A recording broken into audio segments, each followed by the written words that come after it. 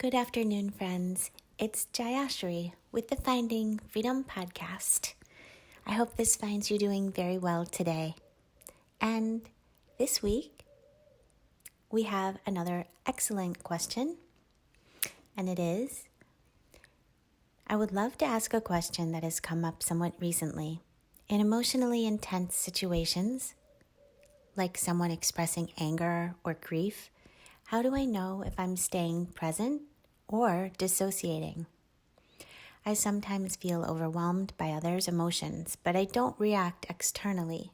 It feels like I take a step back from myself and what I'm feeling and thinking on the inside. I'm unsure if this is a way of coping or not. Any insight you may have on this would be greatly appreciated. Thank you once again for this outstanding question. So, for the first part of the question, in emotionally intense situations when someone is expressing anger or grief, how do we know if we're staying present or dissociating? The best way to stay present with another person in conversation is to reflective listen. And the reason for this, and this isn't necessarily quite the same as perhaps common forms of reflective listening that we often hear about in psychology. It's similar, but somewhat more in depth. So hear me out. The reason why reflective listening is really the only type of communication that is effective at all, no matter what the situation is because it's as soon as we start to speak, generally, ego is in control. Ego is the one speaking. This is why most sages say very little. Now, when we are reflective listening, we have to be present. So there's no room to be up in our head thinking about what we're going to say next. There's no room to be identified with ego and embroiled and entangled in emotions if we're going to be reflecting what that person in front of us is saying. So when we are present, it's a gift to ourselves and it's a gift to the other person. And it's going to really diffuse any situation as compared to being entangled with another's ego and basically inflaming a situation as a result, potentially. So how reflective listening works is we can do it internally and externally. And it takes a lot of practice. It's really, really challenging. But it's so worth the practice. So perhaps to begin, we can reflect internally. So whatever that person is saying, we reflect it internally. So we're paying such close attention to every word they say that we don't have time to be getting identified with our ego and getting upset. And the person is going to feel so heard, that's going to feel so healing to them. Because all anyone wants is to be heard. Yeah, sure, we all want to talk and be heard, right? And the greatest gift that we can give is to be quiet and actually listen. Not listening as in sitting there looking at the person, but actually listening and taking in and hearing what it is that they say, and that can only be done when we are reflecting. So we can reflect each and every word as it comes into our ears internally without saying it back to them. And if you want to take it to the next step, you can actually if they give you a chance, if they pause, you can reflect the last few things that you remember hearing in their exact words. Using their words ensures that you've heard what they've said.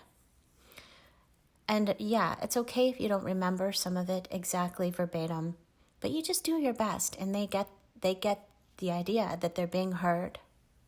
And you can even say, let me reflect you to make sure I'm tracking what you're saying. If they won't pause, you can say, can you give me a second to reflect back to you what you're saying? I want to be sure that I'm tracking with you. And again, so you can use these two methods where you're at least internally reflecting. So if they're saying, I'm so upset, somebody is really bothering me at work, and listen to what they did yesterday, and then today they did this. And so internally you're saying to yourself, I'm so upset about what's happening at work. This person yesterday did this, and today they did that. So you're just reflecting everything inside, and then eventually perhaps reflecting it back to them verbally as well. So this is the best form of communication that we can use, and it's something that I coach my clients to refine as a practice. And what it does is eventually nothing triggers us because we're so busy reflecting that we're not able to go unconscious. There's so much attention required in the act of reflecting that no attention can be diverted to unconscious triggers. Basically, this means we're disidentified from ego. So the question is, how do I know if I'm staying present or dissociating? This will ensure that you stay present. Now, we can feel overwhelmed by others' emotions, for sure, for empaths. And this will really assist in not becoming entangled in that emotional drama. This person does say that they don't react externally, but yeah, if we're just stuffing it in and trying to keep a poker face, that's not going to serve us. So again, this reflective listening will really help us. The next thing that this person said was that they feel like they take a step back from themselves and what they're feeling and thinking on the inside. And this is actually, if I'm understanding it correctly, this sounds very good to me. This sounds as though this person is disidentifying from the ego, from the thinking and the feeling, to see them from a stepped back perspective. This is called disidentifying. And when we're in the place of being stepped back in awareness, disidentified from the persona or the ego, where we don't take things personally because we realize that it's not personal, this is a very empowering place from which to live our lives. And so if this is what's going on, I support it. And this is a place from where we can reflective listen and where we are able to bring presence. So there's nothing wrong with this at all. And I think this is very telling of an evolved level of consciousness when we are able to step back in awareness like this. I think that there's a distinction that's important to make here. So we're not talking about going unconscious and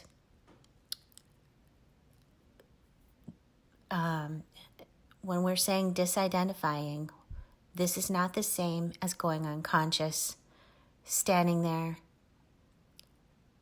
dissociating from what's going on, and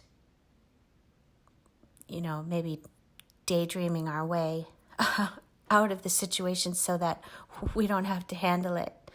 so that the person in front of us can feel that we're not present and that we're just standing there like a wall or a statue. That's not the same thing. That's actually a coping mechanism. And I don't think that's what this person is describing that they're doing. But yes, presence is always the answer. And presence enables us to step back. Presence is the same thing as awareness. It's love, and it takes nothing personally.